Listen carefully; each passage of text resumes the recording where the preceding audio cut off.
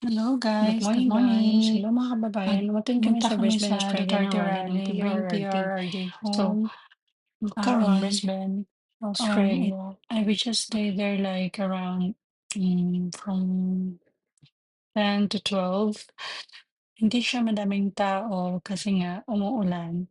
And then hindi nila na-advertise ng masyado. So, but anyway, marami-rami rin ng tao as you can see. Bring PRRD home.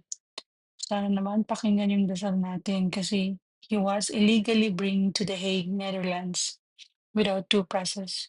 Kaya kami na nandito sa Australia sympathizing for him kasi nga illegal yung pagkadala niya doon. So I hope the government will listen to us na sana makauwi siya. Because I believe Boss Populi Boss Stay, the voice of the people is the voice of God. So, ayan, bring PRRD home. Mahal namin ang aming Pangulo. He did well in his job within the span of 6 years sa Pilipinas. So, kailangan mauwi siya before the September, the trial, 2025.